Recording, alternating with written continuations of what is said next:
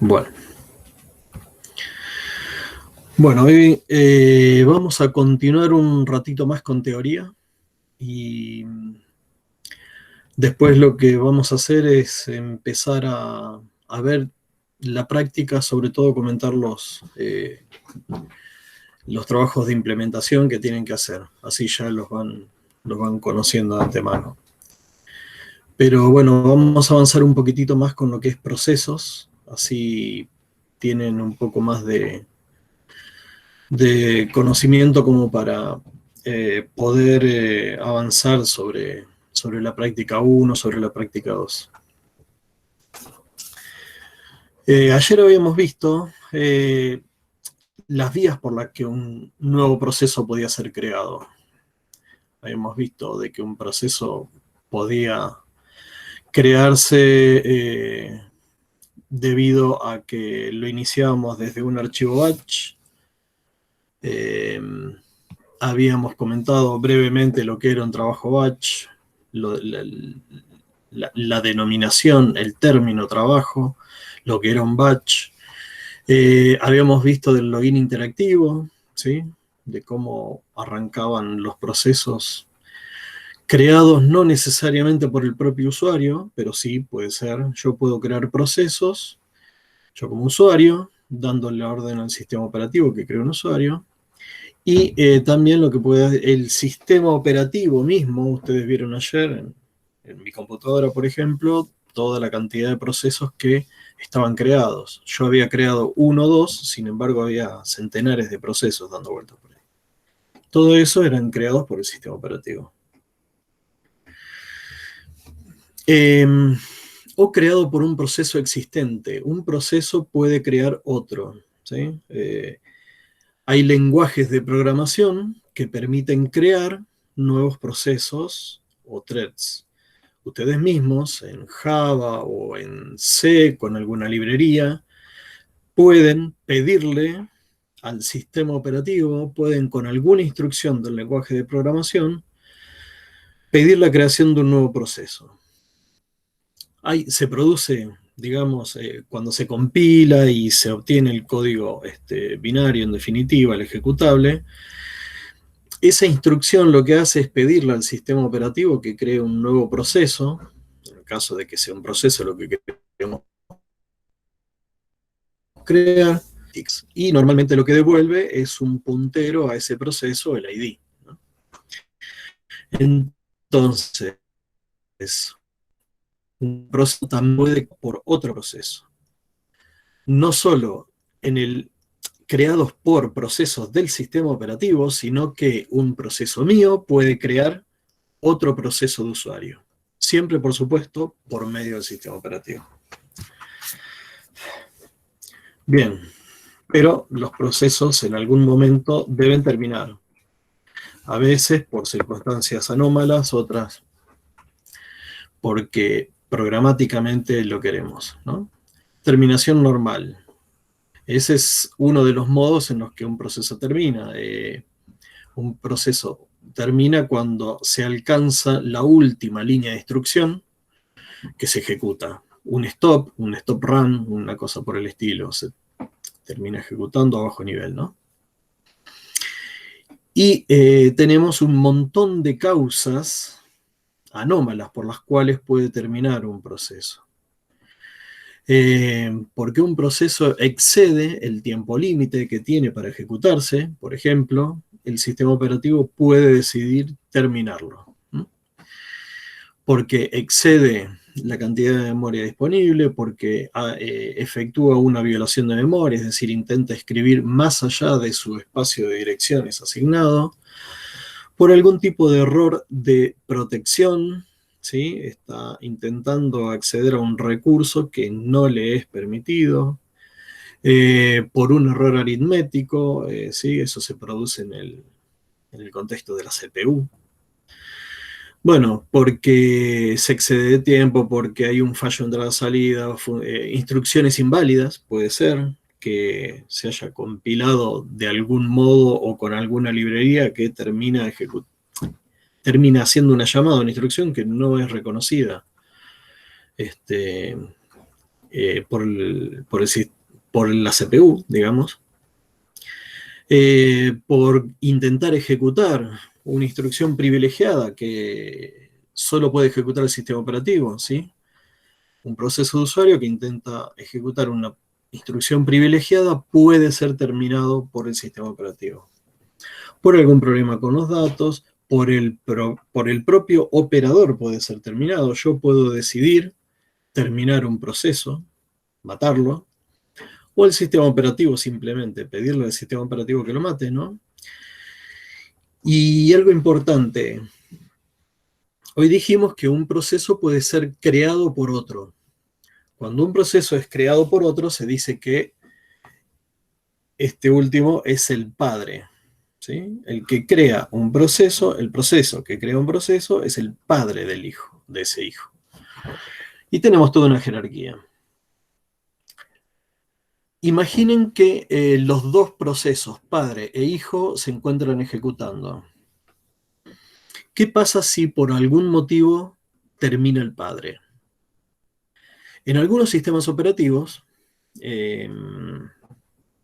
cuando el padre termina, no pasa nada, el hijo sigue ejecutando, no hay ningún problema. Pero en otros sistemas operativos, por algunas consideraciones de seguridad, lo que se hace es que cuando el padre es terminado o termina normalmente o anormalmente o es terminado explícitamente, él o los hijos también son terminados, ¿sí? Entonces, yo tiro una señal para que el proceso padre termine, y ese proceso padre lo que va a hacer es hacer que terminen todos los hijos creados. Y se produce toda una jerarquía de llamadas de terminación a los hijos, ¿no? Eso ocurre en algunos sistemas operativos. En otros, cuando un padre muere por cualquier causa, no pasa nada con los hijos. Los hijos siguen ejecutando normalmente. Eso es terminación explícita por parte del padre. Y en realidad la última, que es terminación del padre, es lo que les comentaba recién, ¿no? Cuando el proceso padre termina y el sistema operativo es uno tal que hace terminar a todos los hijos, entonces los termina a todos, ¿sí? El anterior, el anteúltimo, terminado por el padre, es aquel que el padre explícitamente hace una llamada al sistema para que elimine a todos los hijos, ¿sí? El proceso padre ya mata a los hijos, mientras que en el último caso la diferencia es que el padre termina y el sistema operativo sabe que si el padre termina, todos los hijos tienen que morir también. Esa sería la situación, la diferencia entre estas últimas dos opciones. Hola Ricardo, ¿qué tal?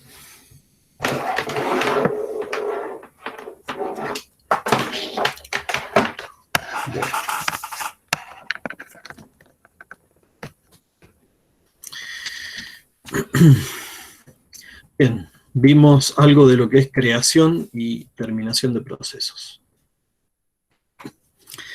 Hay una estrecha relación entre el proceso y el procesador, porque el proceso sin el procesador no es tal, ¿sí?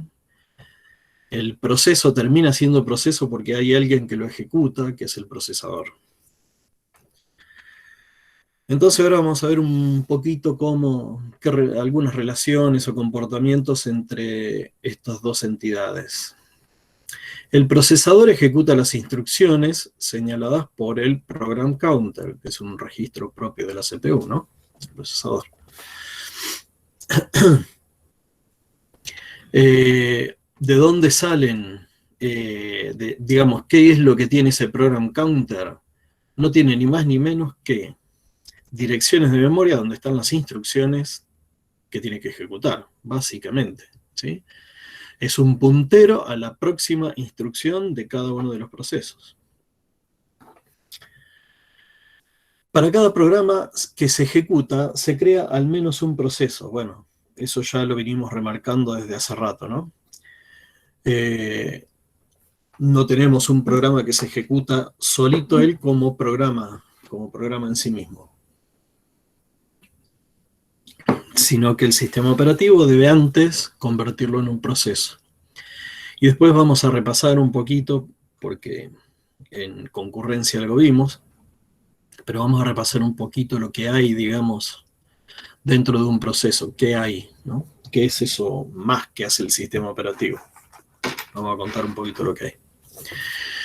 Comportamiento de un proceso. La secuencia en la que se ejecutan las instrucciones de ese proceso. Traza. Si recuerdan, de concurrencia es el equivalente a una historia, ¿sí? Es decir, la secuencia de instrucciones de bajo nivel que fue ejecutando cada uno de los procesos. Toda esa secuencia conforma una historia o traza, ¿sí? Eso es el comportamiento de un proceso. Se comportó como ejecutando esta instrucción, luego esta, la otra y la otra. Esa es la traza de un proceso. Es decir, visto el comportamiento desde el punto de vista del proceso. Ahora, si vemos el comportamiento del procesador, si me paro en una ventana importante de tiempo, en términos de procesador, lo que yo voy a ver es que se ejecutan instrucciones de un proceso, luego se ejecutan instrucciones de otro, luego durante un momentito se ejecutan instrucciones de otro, y entonces se van intercalando instrucciones de los procesos. Independientemente que cada uno de ellos sean un programa concurrente, no, desde el punto de vista del procesador, como que ya no me interesa demasiado, ¿sí? Yo estoy ejecutando instrucciones de un proceso. Y luego, durante otro periodo de tiempo, ejecuto instrucciones de otro proceso. Quizás esos dos procesos distintos para mi procesador son parte de un mismo programa concurrente. O quizás no. Quizás es parte de otro programa, ¿no? Entonces, desde el punto de vista procesador, yo veo que durante un momento ejecuto instrucciones de un proceso, luego ejecuto instrucciones de otro proceso y luego de otro proceso. Entonces, en definitiva, lo que veo es que se van intercalando pedacitos de trazas de los distintos procesos que estoy ejecutando, ¿sí? ¿Se entiende, no? La idea.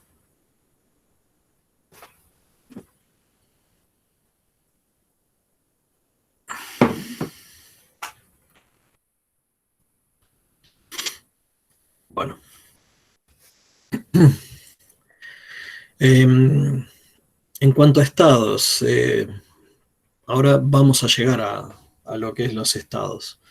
La principal responsabilidad del sistema operativo es controlar la ejecución de los procesos. Sí, porque ahí está el gran desafío de un sistema operativo, ¿no? La administración en la ejecución de todos los procesos que tiene para ejecutar, con todo lo que eso conlleva. Recordemos de que un proceso, a medida que se va ejecutando, va requiriendo recursos, va liberando recursos, pero sobre todo cuando los va utilizando también hay que tener consideraciones especiales. Luego, para que se pueda ejecutar un proceso hay que cargar la memoria, hay que administrar la memoria. El sistema operativo tiene que estar pendiente de absolutamente todo lo que pasa a lo largo de la vida de un proceso. Un proceso puede en algún momento requerir más memoria, puede requerir más espacio para un buffer, puede requerir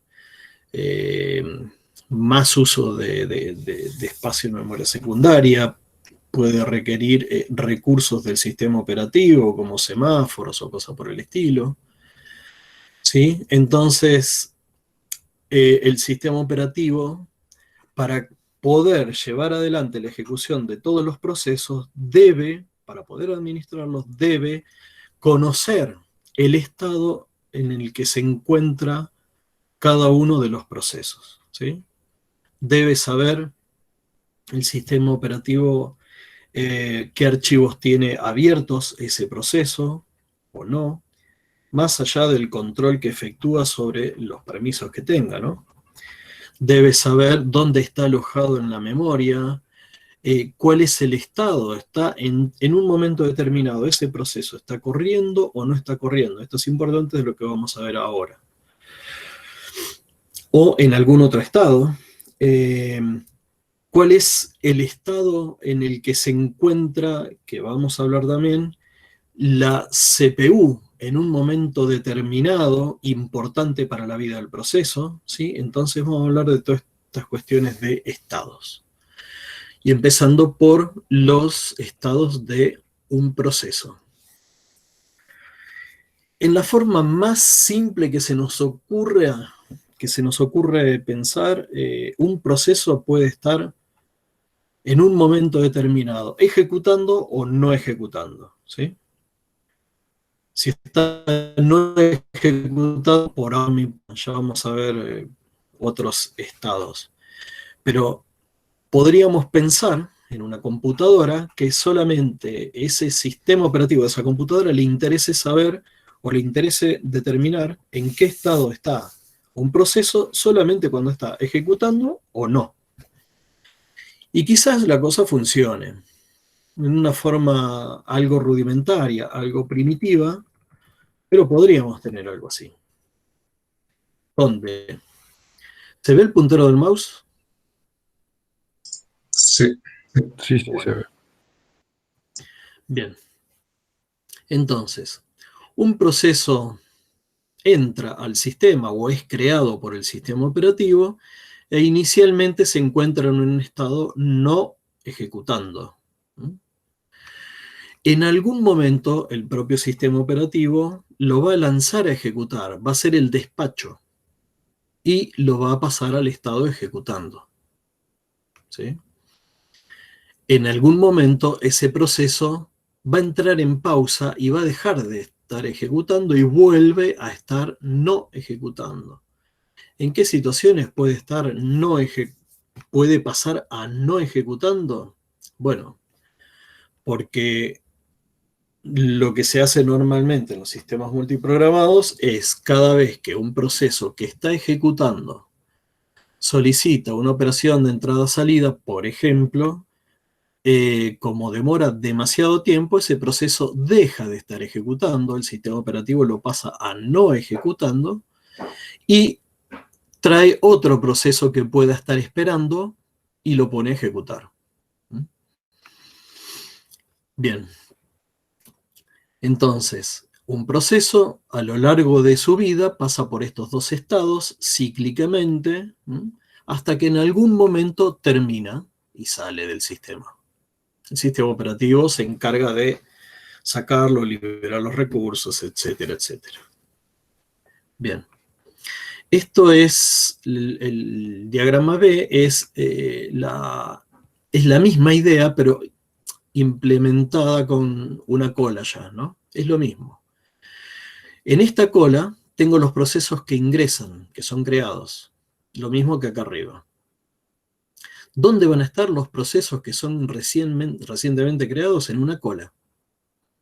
A esa cola después la vamos a llamar cola de listos, de procesos listos. En algún momento el sistema operativo selecciona de acuerdo a algún criterio uno de los procesos que está en esta lista y lo despacha. Lo despacha le asigna el procesador. Se ejecuta durante un periodo determinado de tiempo y, ya sea porque solicitó entrada-salida o por otro motivo, que ya vamos a ver cuáles pueden ser, vuelve a esta lista de procesos que no están ejecutando. ¿Qué hace el sistema operativo? Elige a otro de esta lista y lo despacha y le da el uso de procesador. Ahora, si lo vemos desde el punto de vista de un proceso en particular, un proceso va a estar un rato en la cola esta, en algún momento es despachado, ejecuta, y luego va a salir de ejecutando y va a estar de nuevo en esta cola. El sistema operativo lo busca en algún momento, lo selecciona para despachar, lo despacha, y así sucesivamente hasta que en algún momento termina. Es decir, este diagrama de acá abajo es el mismo de arriba implementado de otro modo, visto con una cola y con el procesador.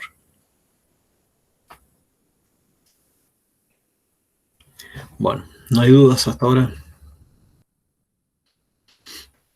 No. Bueno, eso es un esquema muy rudimentario.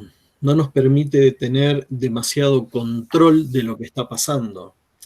Por ejemplo, en este caso, un proceso que pidió hacer entrada-salida estaba ejecutando, ejecuta una instrucción que tiene que ver con entrada-salida y se va a no ejecutando. En este caso, veámoslo acá abajo. Está ejecutando, pide una operación de entrada-salida y tiene que volver a esta lista de los procesos que no se están ejecutando. Ahora, yo tengo un problema ahí con ese esquema. Si este proceso que pasa al estado de los que no están ejecutando pasó ahí por una operación de entrada-salida que inició, por ejemplo, va a tardar mucho tiempo en terminar esa operación de entrada-salida. Va a tardar mucho tiempo en términos de procesador. Entonces, si yo ese proceso lo dejo en esta misma lista, el sistema operativo podría elegirlo de nuevo para mandar a ejecutar, cuando en realidad ese proceso aún no está listo porque no fue completada su operación de entrada-salida. ¿Sí? Entonces es como que a esta lista yo debería por lo menos tenerla partida en dos. Una lista de los procesos que están listos para ejecutarse y otras de los que están esperando por otra cosa. Es por eso que no nos alcanza con ese modelo de dos estados. Y nos fuimos a un modelo de 5 estados. En realidad podríamos estudiar básicamente estos 3 del centro, y estos otros 2 son, digamos, aparecieron con el tiempo, digamos, ¿no? Pero lo más importante para nosotros ahora son estos 3 del medio. Y acá sí está considerado la situación que estábamos hablando recién. Este admit es un nuevo proceso que fue creado por el sistema operativo y que está listo para ejecutarse, está ready.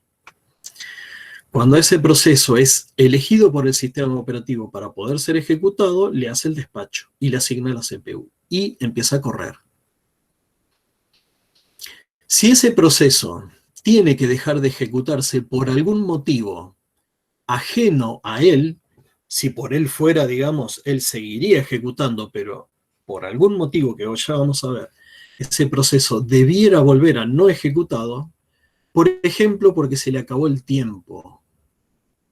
Esto ya es un tema de planificación, que es lo próximo.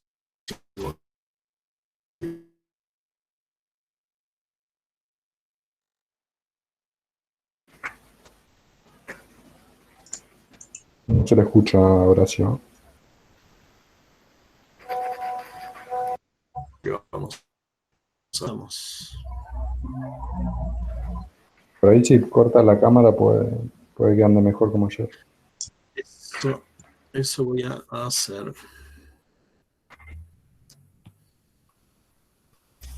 A ver. A ver, ahí se escucha. ¿Se entiende? Sí, sí. ¿Sí? Bueno, vamos a intentar.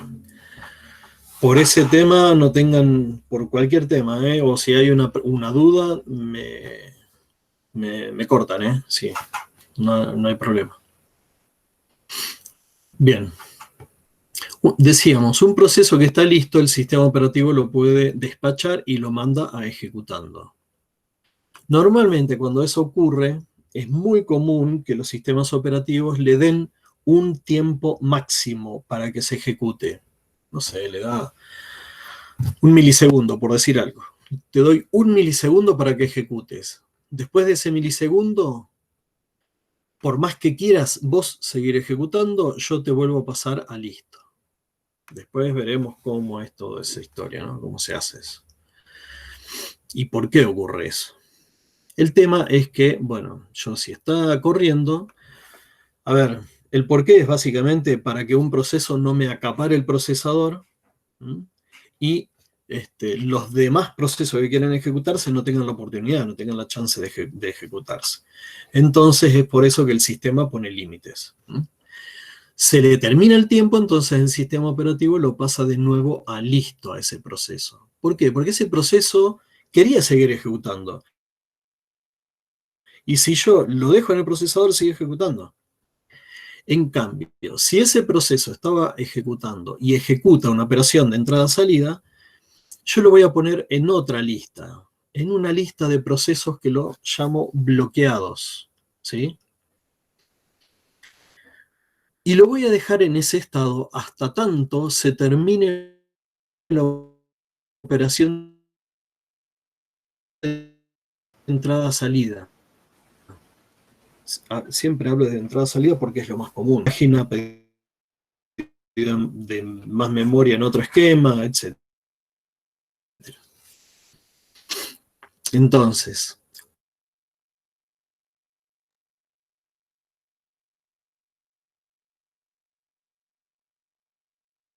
un proceso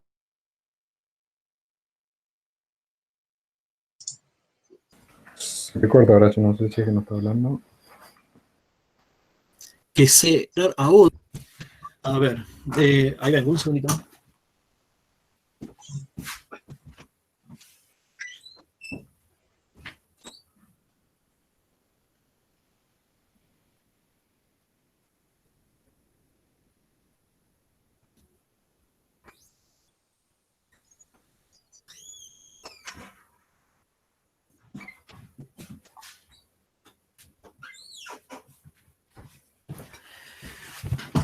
Bueno, no sé, andaba mejor ayer con tres videoconferencias que hoy con una. No sé qué pasa.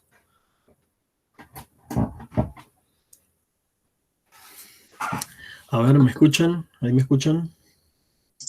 Sí, a ver. A ver qué pasa.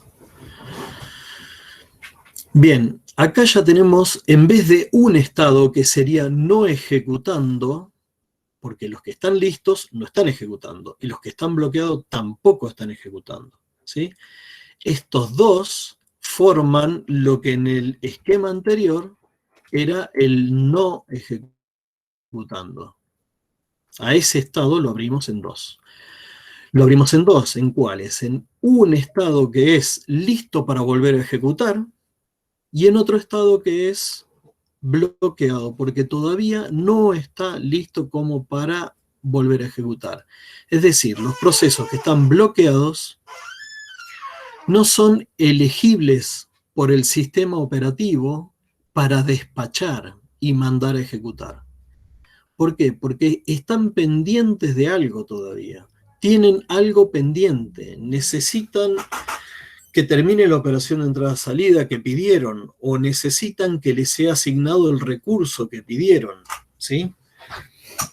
Eso es lo que pasa.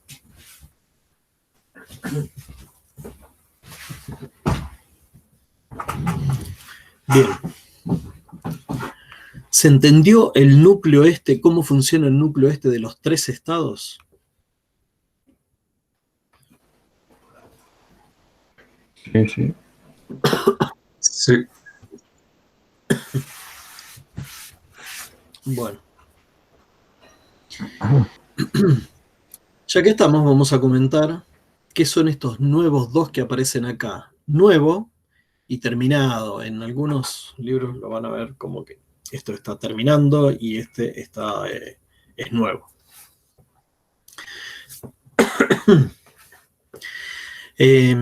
Hablamos mucho, insistimos mucho con lo que es la creación de un proceso a raíz de un programa que quiere ejecutarse. No es algo que se haga instantáneamente por parte del sistema operativo. El sistema operativo tiene que ir a disco, leer dónde está ese programa, traerlo a memoria, tiene que armar las estructuras de datos de ese proceso, agregarle información, buscar espacio en memoria previamente tuvo que haber buscado espacio en memoria para asignarle. Tiene que saber si tiene otros recursos más también como para poder asignarle, como para que pueda ejecutar, y todo eso le lleva tiempo al sistema operativo, no es una tarea instantánea. Entonces, un proceso, el sistema operativo lo primero que hace es determinar si tiene recursos como para poder crearlo, y lo crea, pero esa tarea de crearlo lleva tiempo. Entonces, mientras ese proceso está siendo creado por el sistema operativo, quizás ya existe como tal, porque el sistema operativo una de las primeras cosas que hace es darle un ID a ese proceso. Y después empieza a buscar todos los datos, recupera el programa, actualiza las tablas, aquello, pero ya tiene el ID, ya tiene una entrada en la tabla de procesos. Se imaginarán que el sistema operativo mantiene una tabla de procesos donde tiene anotados todos los procesitos, ¿sí? Mientras el proceso está en esa tarea de ser creado, y hasta que esté listo para ser admitido por el sistema, decimos que el proceso está en este estado de nuevo. Luego lo que tiene que hacer es admitirlo el sistema operativo y dejarlo listo para ejecutar. Eso ocurre cuando el sistema operativo determina que está todo terminado lo que necesita para conformar este proceso, para armarlo, para crearlo el proceso, y que además el sistema operativo tiene recursos suficientes como para admitirlo en este ruedo de estos 3 estaditos acá, ¿sí? Una vez que el sistema operativo lo admite, el proceso recién en ese momento queda listo como para comenzar a ejecutarse, ¿sí? Y después normalmente sigue por estos 3 estados, hasta que finalmente, una vez que termina normal o anormalmente, termina, sale, deja de ejecutar. En el caso que termine de ejecutar normalmente, ejecuta la última instrucción y sale. ¿Y por qué está este estado de terminado o de salida? Porque también no es instantánea la desaparición de un proceso. El proceso no se evapora, no se desvanece. Al proceso hay que eliminarlo. Está bien, en la memoria, por ejemplo, yo puedo sobreescribirla después. Sin embargo, por ejemplo, una de las tareas que tengo que hacer es ver en la memoria todo el espacio que tenía asignado ese proceso y marcarle esa memoria como libre. Tengo que ver también si no quedaron pendientes operaciones de escritura en memoria secundaria. Quizás las operaciones de escritura quedaron en un buffer intermedio, ¿sí?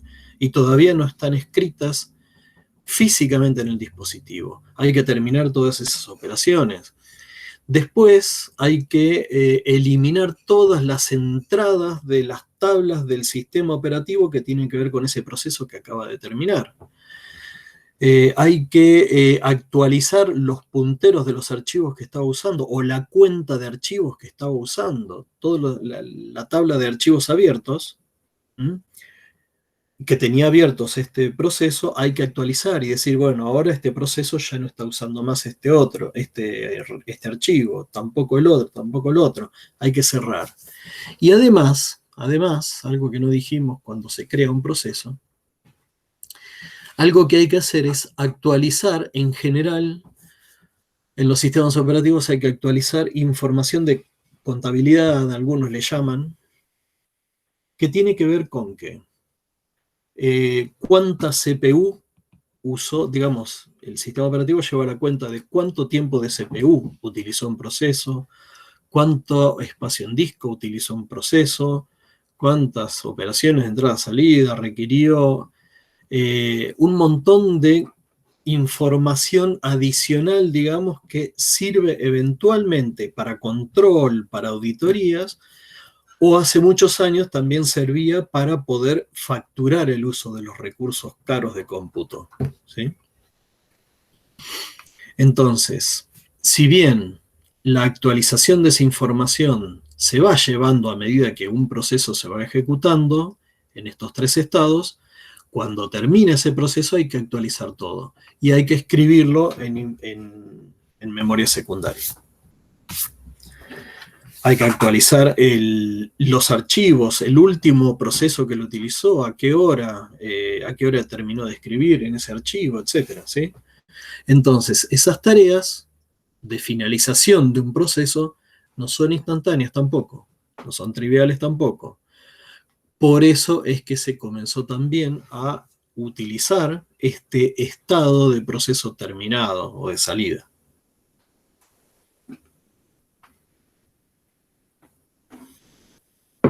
Si algo no queda claro, por favor, me cortan, me paran, me avisan. Bueno. Hay más necesidades. Este modelo de 5 estados ya está mucho mejor que el anterior. Está mucho, mucho mejor. Ahora, en ambientes multiprogramados hay necesidad de algo más. Hay necesidad de algo más.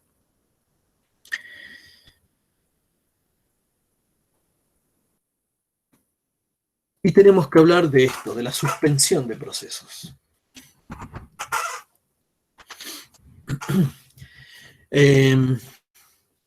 Necesitamos contar con algún tipo de mecanismo que nos permita suspender un proceso. Donde suspender un proceso no es pasarlo de corriendo a bloqueado. Suspender un proceso es dejarlo en un estado latente.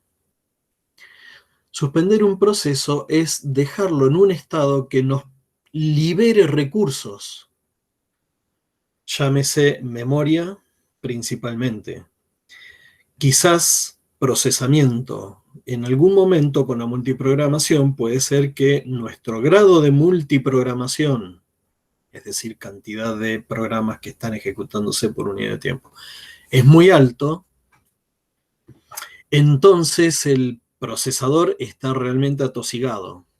También lo que puede ocurrir es que los requerimientos de memoria de los programas que admití crecieron tanto que la memoria me está empezando a quedar muy, muy chica. Si tengo una memoria que está agotada y tengo procesos que se están ejecutando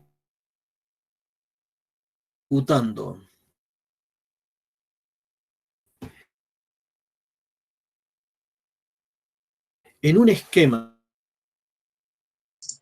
Profe, se le cortó feo.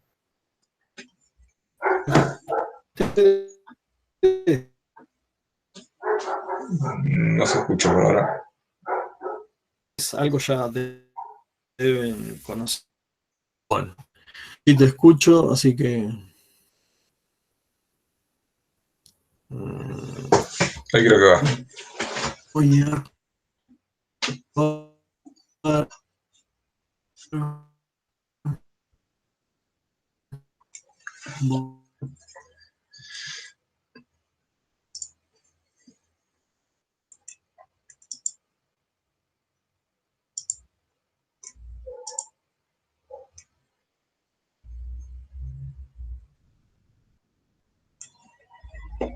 Voy a probar.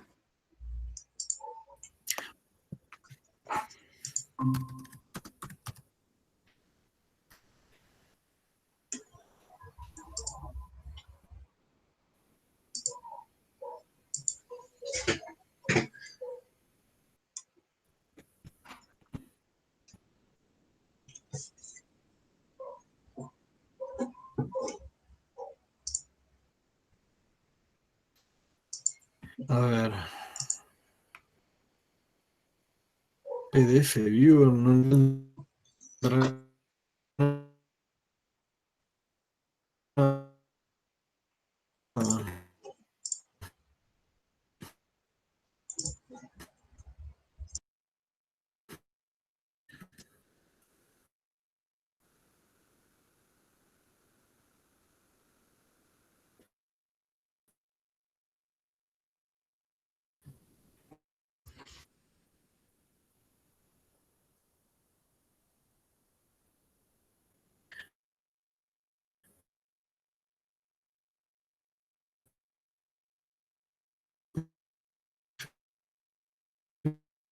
Vivo.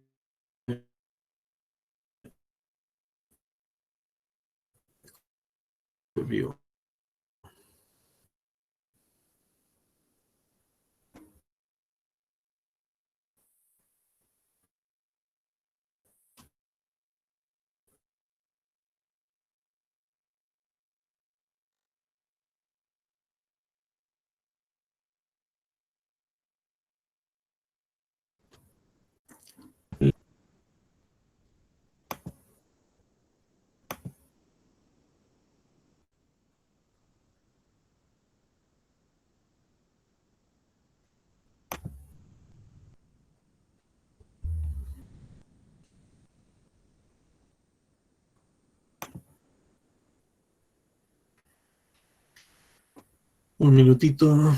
Ahí se instaló este.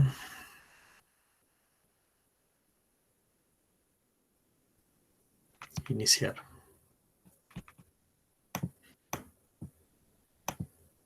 A ver, ¿qué pasa si yo esto le digo que me lo abra?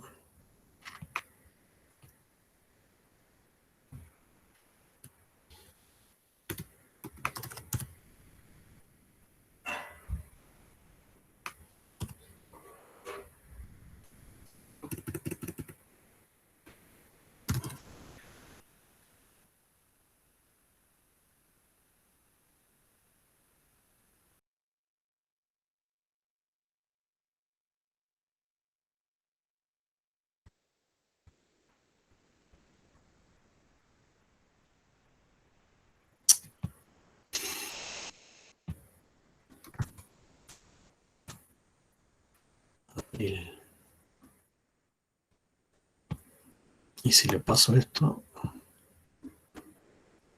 parece que me lo muestra. Bueno, vamos a hacer una prueba. Voy a dejar de compartir esto. Y vamos por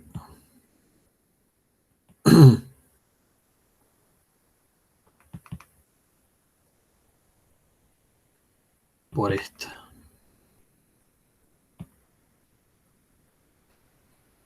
¿Se ve ahí la presentación?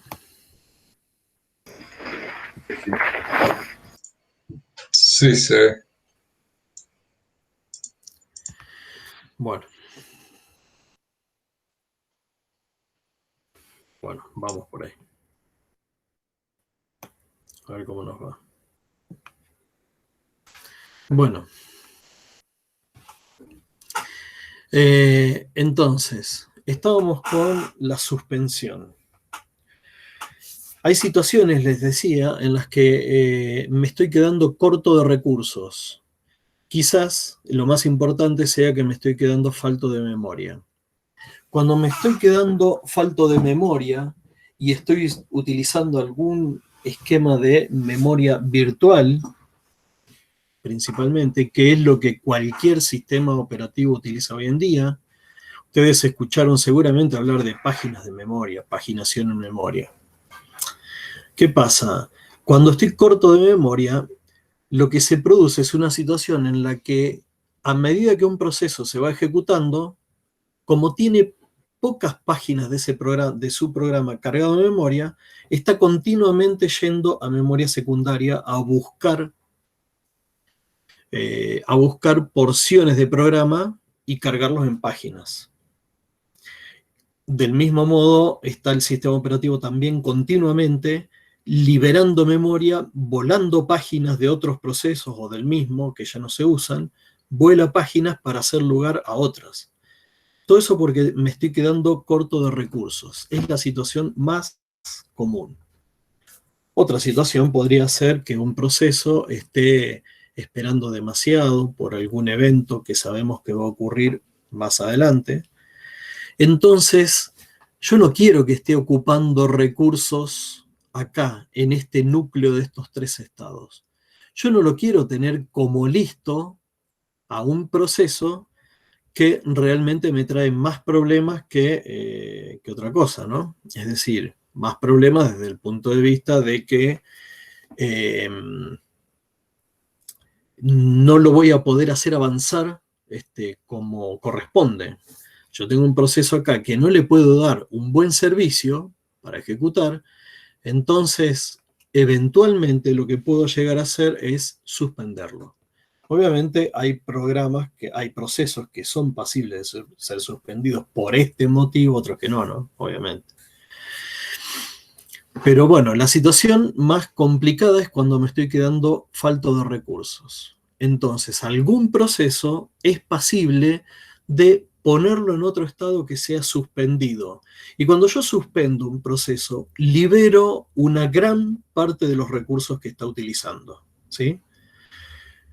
Porque, bueno, me tomo el trabajo de escribir en memoria secundaria lo que tenga que escribir para que no se pierda nada, y lo dejo en un estado suspendido, pero me liberó memoria principalmente, que es la situación más común, reitero. De ese modo, yo puedo hacer que los demás procesos puedan trabajar un poco más, un poco mejor, digamos, ¿no? Le puedo dar mejor tiempo de respuesta a los usuarios.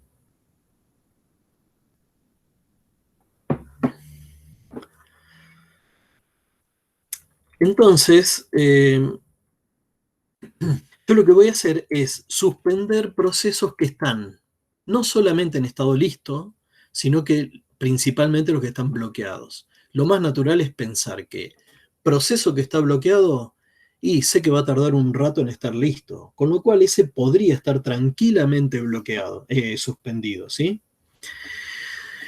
Pero hay situaciones en las que también los procesos que están listos, puede ser que yo decida pasarlos a un estado suspendido.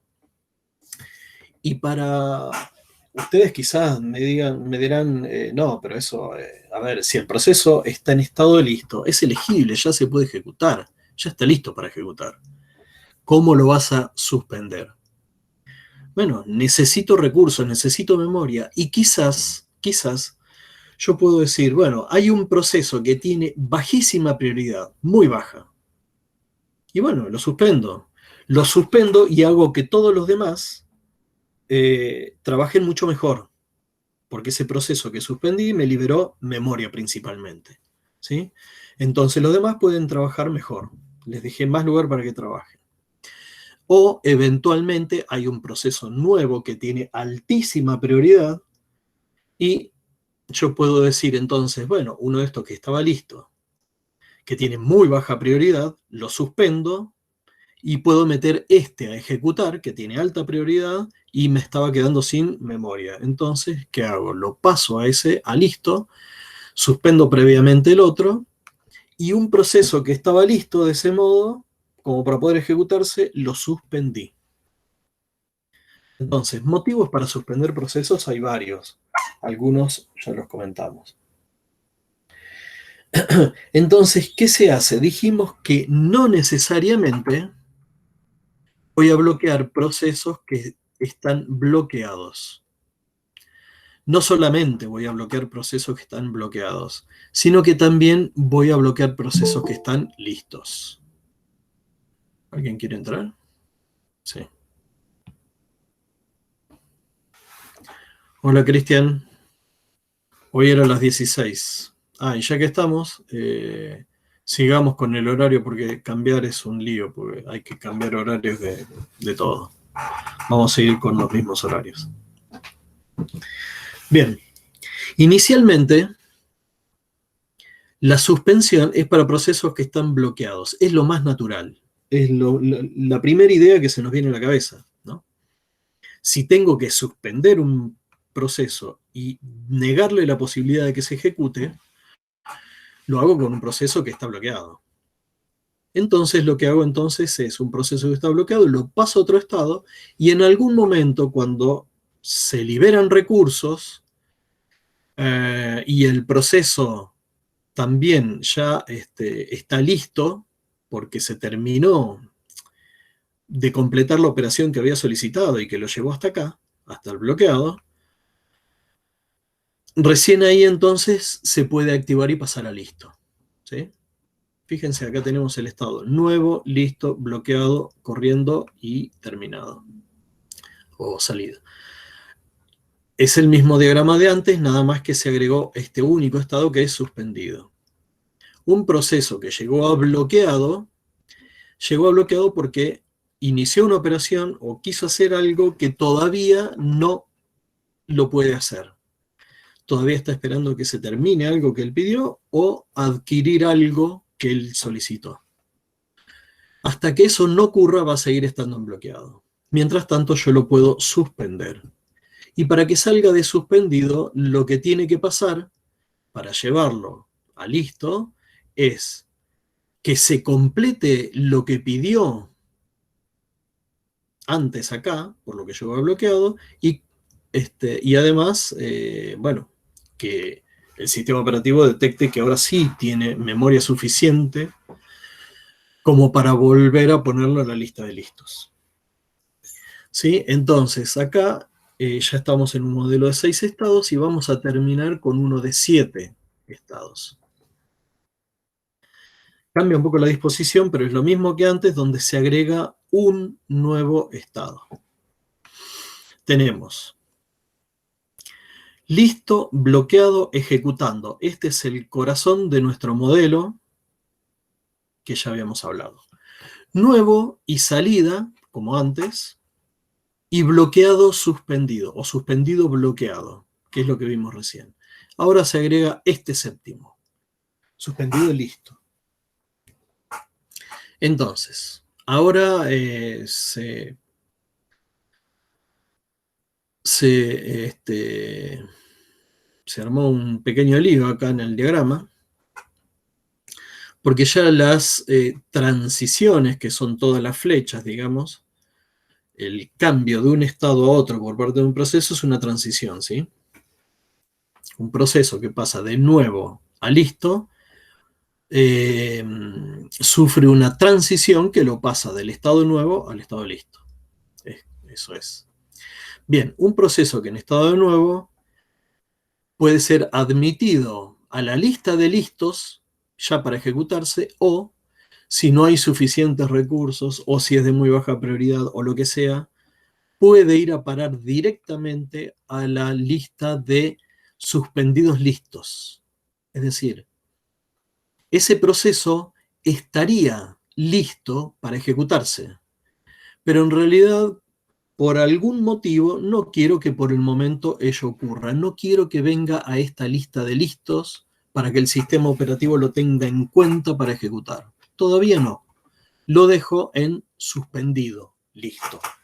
Está para ejecutar, pero yo, sistema operativo, decido que él todavía se quede en un estado latente, suspendido. Por ahora no se va a ejecutar. En algún momento, cuando yo, sistema operativo, considere que tengo los recursos suficientes como para darle a todos los demás procesos y a él servicio, lo activo y lo dejo en estado de listo. Cuando lo dejo en estado de listo, el sistema operativo en algún momento lo va a elegir y lo va a despachar y lo va a hacer correr. Bien, entonces,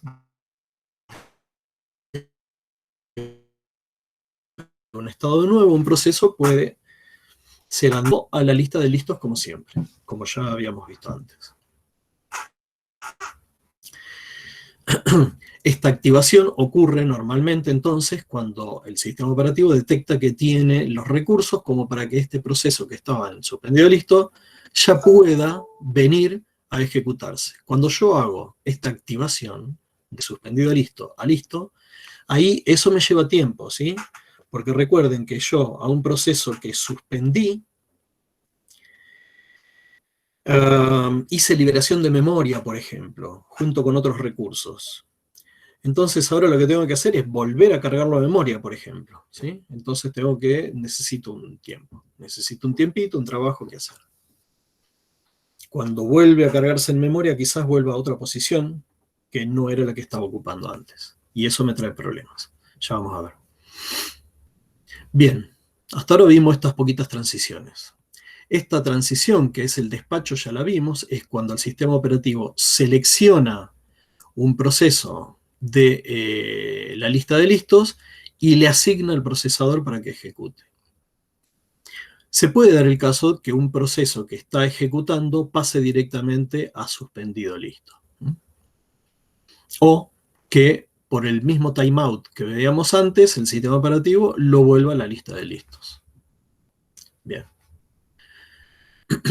De corriendo a bloqueado, un proceso pasa corriendo a bloqueado, ya lo comentamos, porque solicita algo, un recurso o alguna acción que eh,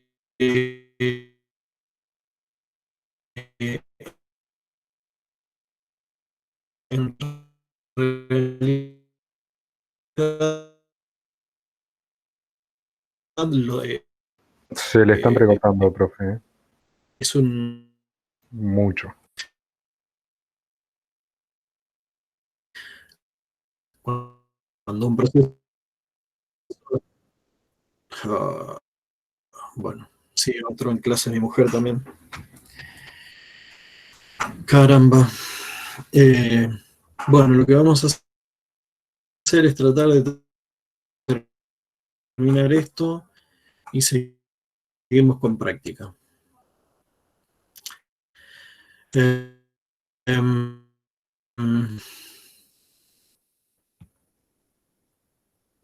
¿Algo se perdieron?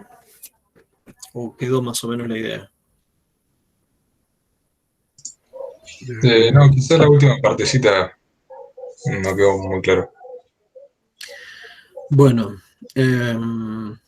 esta transición de corriendo a bloqueado ya la comentamos, que es cuando un proceso tiene que esperar por algo, ya sea porque pidió un recurso y tiene que esperarlo hasta que esté libre, o porque pidió hacer algo sobre un recurso y eso lleva tiempo y tiene que esperar hasta que se complete eso que pidió. Entonces un proceso por eso viene a bloqueado.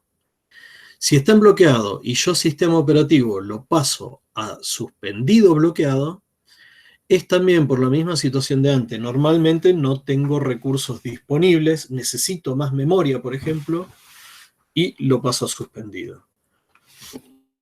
En algún momento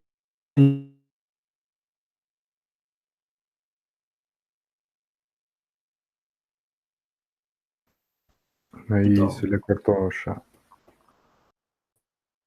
puede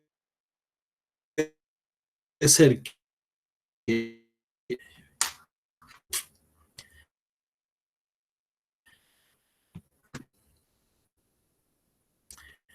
bueno,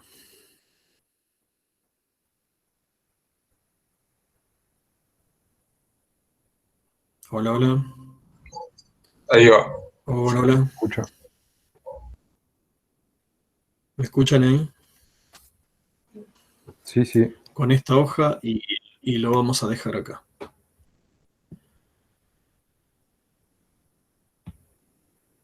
¿Están viendo la presentación? Sí, eso se ve bien. Bueno. Eh, un proceso puede estar bloqueado, suspendido o bloqueado, y se puede activar y vuelve al estado de bloqueado. Eso ocurre cuando el proceso sistema operativo detecto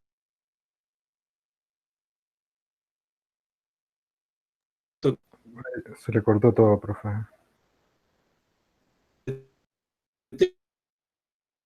tengo memoria suficiente ahora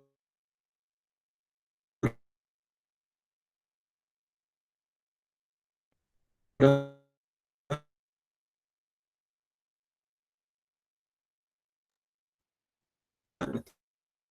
volando. Al menos con la teoría que cortamos acá. ¿A todos se le corta o a mí solo? Sí, sí. No, sí es a todos. Directamente ahora no se Así le que bueno, recuperan los...